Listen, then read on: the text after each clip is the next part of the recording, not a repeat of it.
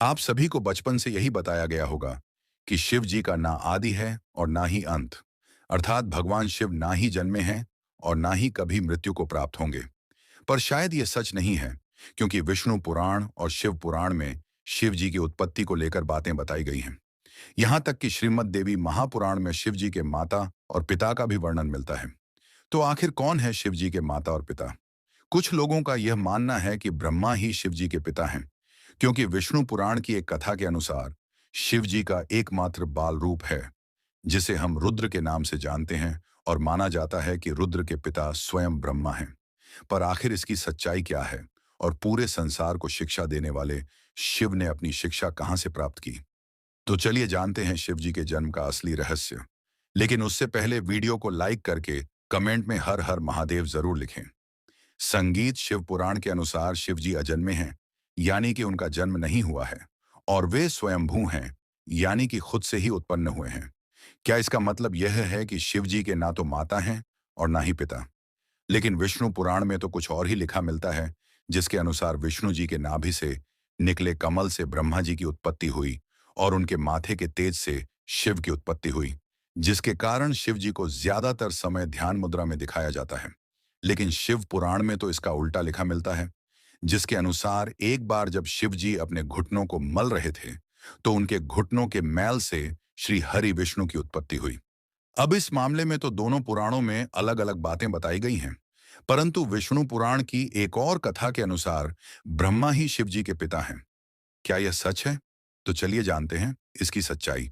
लेकिन उस कथा को समझने से पहले एक और कथा को जान लेते हैं, जो काफी ज्यादा प्रसिद्ध है। और इसी कथा के अनुसार शिव जी को आदि अनादि का दर्जा मिला, यानी कि ना ही उनका कोई शुरुआत है और ना ही अंत। दरअसल एक समय की बात है, भगवान विष्णु और ब्रह्मा में यह बहस छिड़ गई कि उन दोनों में से कौन ज्यादा महान है।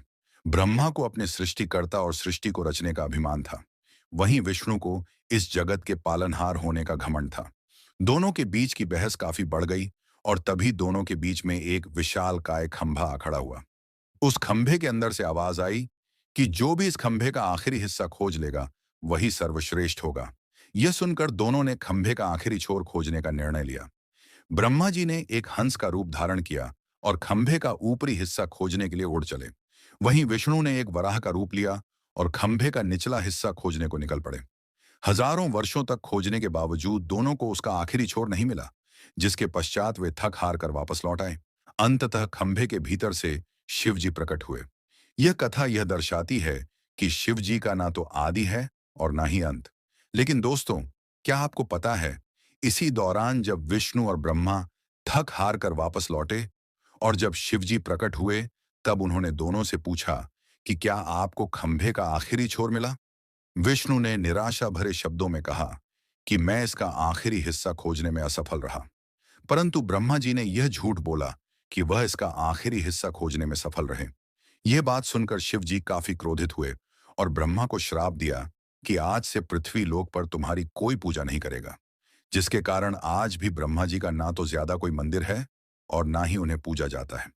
वैसे दोस्तों, इसके पीछे एक और कथा है, जो भगवान ब्रह्मा और उनकी पुत्री से जुड़ा हुआ है, पर हम उसकी बात किसी और वीडियो में करेंगे।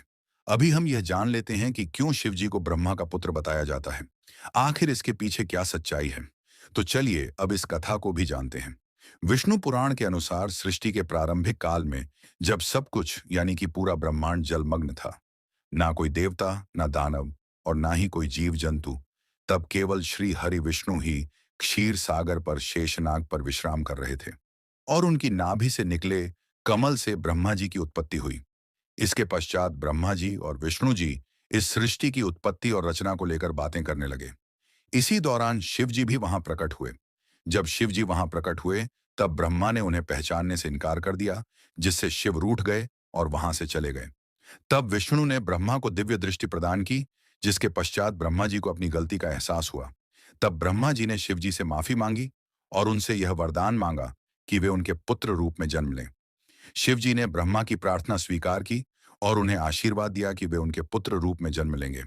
हजारों साल बीत जाने के बाद जब ब्रह्मा जी ने इस सृष्टि की रचना शुरू की, तब उन्हें एक बच्चे की जरूरत पड़ी, और तब उन्हें शिव जी का आशीर्वाद याद आया, जिसके बाद ब्रह्मा जी ने कठोर तपस्या की और उनकी तपस्या से प्रसन्न होकर भगवान शिव एक बालक रूप में उनकी गोद में प्रकट हुए।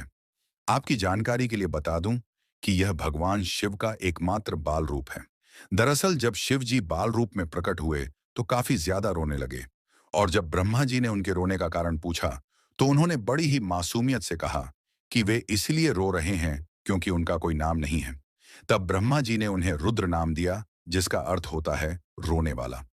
परंतु इसके बावजूद भी शिवजी शांत नहीं हुए, क्योंकि उन्हें यह नाम पसंद नहीं आया। जिसके बाद ब्रह्मा ने उन्हें दूसरा नाम दिया जो है सर्व। पर शिवजी को यह नाम भी पसंद नहीं आया। जिसके बाद ब्रह्मा ने उन्हें और भी नाम दिए, जैसे भव, उग्र, भीम, पशुपति, ईशान, महादेव, और इसी तरह ब्रह्मा जी ने शिव जी को 108 नाम दिए, और माना जाता है कि ये सारे नाम धरती पर ही लिखे गए थे।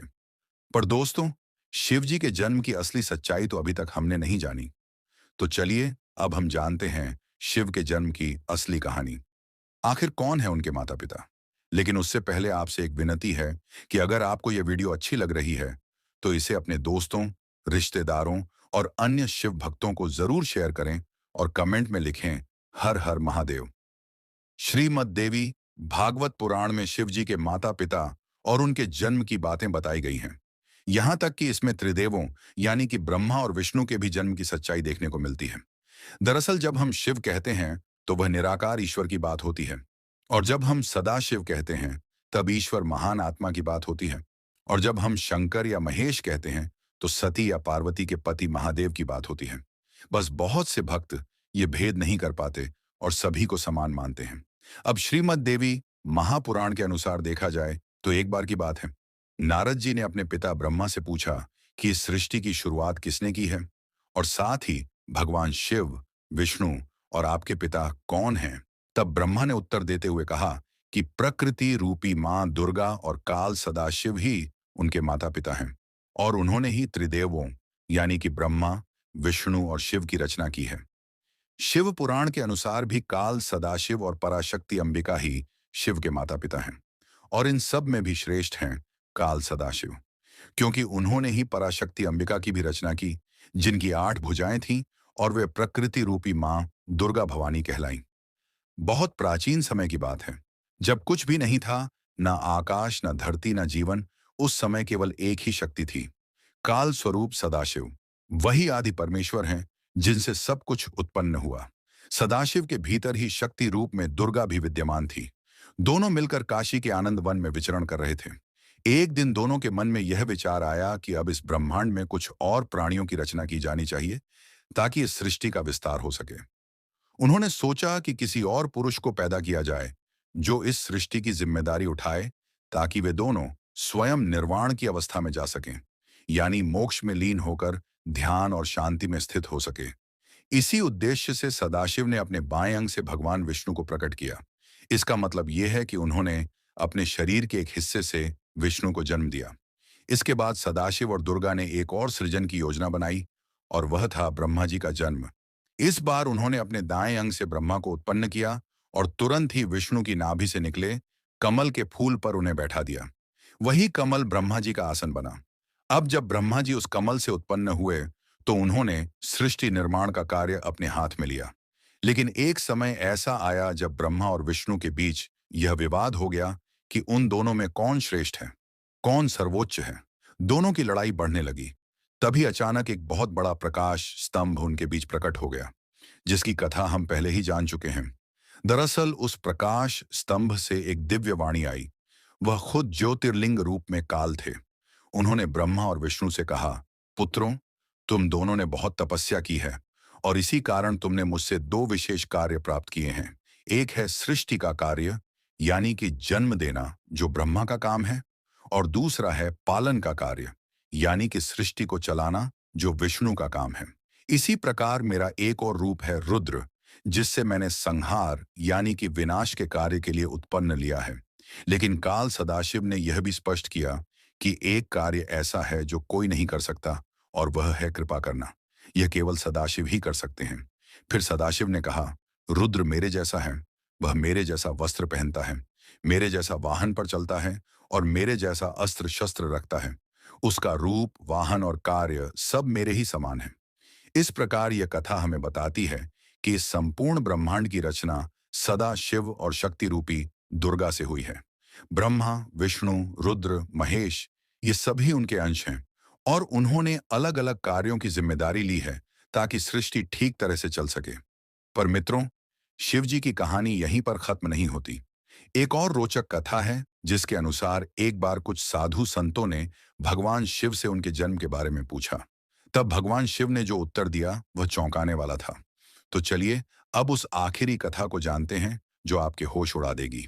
एक अन्य पुराण के अनुसार एक बार आरषि मुनियों में जिज्ञासा जागी कि आखिर भगवान शंकर के पिता कौन हैं।